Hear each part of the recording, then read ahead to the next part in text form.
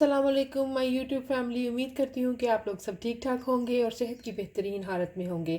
लेकिन अगर किसी वजह से आप किसी दुख से, परेशानी से या बीमारी से दो चार हैं तो मेरी अल्लाह रब्बुल इज़्ज़त से दिल से दुआ है कि अल्लाह ताला आपकी तमाम हाजात को पूरा करे और आपकी बीमारियों को और परेशानियों को आपसे दूर ले जाए और आपकी ज़िंदगी में खुशियाँ और मुसरतें भर दे। आमीन या रब्बुल आलमीन। आज की जो रेसिपी है वो बहुत ही मज़े की और बहुत ही कम इंग्रेडिएंट से बनने वाली मूंग की दाल है, जो कि भुनी हुई दाल है और इसमें बहुत ही कम इंग्रेडिएंट इस्तेमाल होते हैं। तो चलें फिर हम अपनी दाल बनाने की रेसिपी की तरफ चलते हैं। जी, 300 ग्राम मैंने दाल ली है, उसको मैंने धोकर वॉश कर लिया है और वॉश करने के बाद इसमें से मैं पानी को निकाल लूँगी और आपने भी इसको आधे घंटे के लिए भिगो देना है। तो अब मैं आपको बताती हूँ इसके बाद मैंने क्या करना है। जी, तो पैन को मैंने चूल्हे पे रख दिया है और इसमें मैंने तकरीबन आधा कप ऑयल का शामिल कर दिया है। अब इस स्टेज पर मैं इसमें शामिल करूँगी एक अदद ब्राउन इलायची, बड़ी वाली इलायची, और एक छोटा सा दालचीनी का टुकड़ा, ये तकरीबन 2 इंच का टुकड़ा है, वो मैं ऑयल में शामिल कर दूँगी। और साथ ही मैं इसमें प्याज शामिल करूँगी। एक अदद दरमियाने साइज़ का मैंने प्याज लिया है और प्याज को मैंने, आप देख सकते हैं कि रफली काट लिया है और काट कर मैं इसको इसमें प्याज में तेल में शामिल कर दूंगी।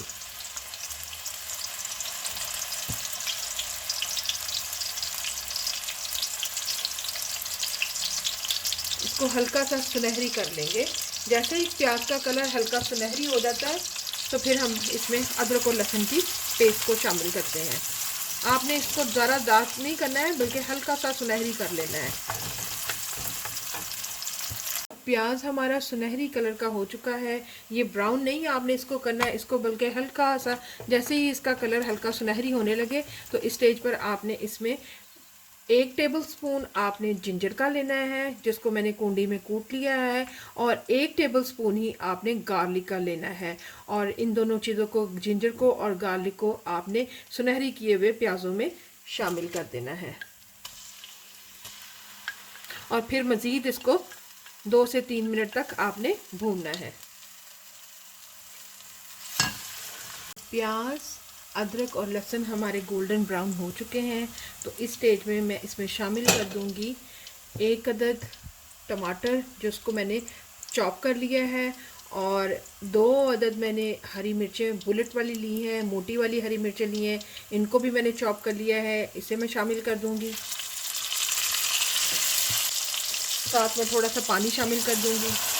अब मैं इसको ढाँप कर तकरीबन 2 मिनट तक इसको और पकाऊंगी।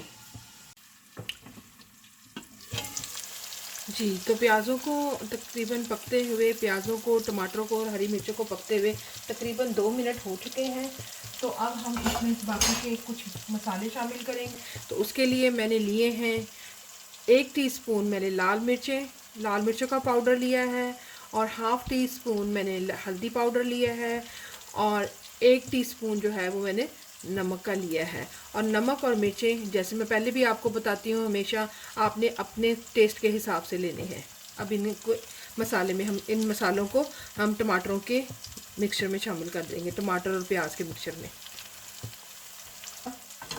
कि मसाला हमारा जल ना जाए तो हम इसमें थोड़ा सा पानी शामिल कर देंगे। मसाले को मैं भून रही हूँ।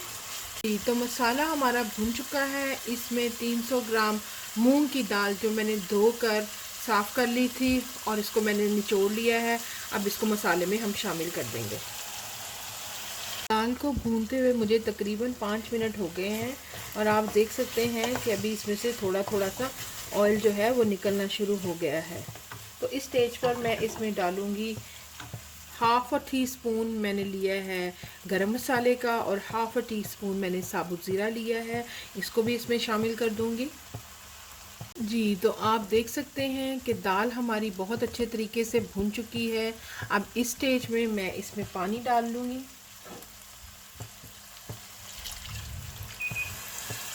पहले मैं थोड़ा पानी डाल के चेक कर लेती हूँ।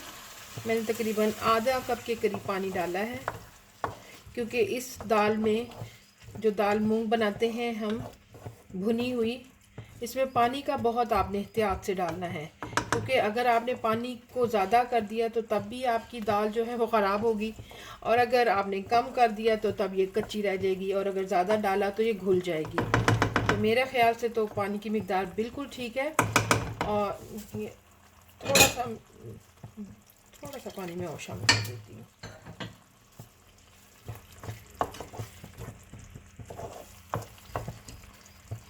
अब इस स्टेज पे मैंने क्या करना है कि मैंने दाल को दम पे रख देना है, और तकरीबन 10 मिनट के बाद इसका ढक्कन खोल के मैं आपको दिखाती हूँ, और बीच बीच में से मैं चेक भी करती रहूँगी। जी, तो दाल को हल्की आंच पर पकते हुए तकरीबन 10 मिनट हो चुके हैं, और बीच में मैंने एक मरतबा इसको चेक भी किया था। और अब हम देखते हैं, आप देख सकते हैं कि दाल हमारी बिल्कुल गल कर तैयार हो चुकी है। और इस स्टेज पर हम इसमें डाल देंगे हरा धनिया। बहुत ही मज़े की दाल बनकर तैयार है। उम्मीद करती हूँ कि मेरी आज की रेसिपी आपको बहुत पसंद आएगी, और अगर मेरी आज की रेसिपी आपको पसंद आती है तो प्लीज़ मेरे चैनल को लाइक कीजिएगा, सब्सक्राइब कीजिएगा, और फैमिली और फ्रेंड में ज़रूर शेयर कीजिएगा। और इसके साथ ही मुझे दीजिएगा इजाज़त, दुआओं में रखिएगा याद, और फिर मिलते हैं एक नई रेसिपी के साथ। तब तक अल्लाह हाफिज़।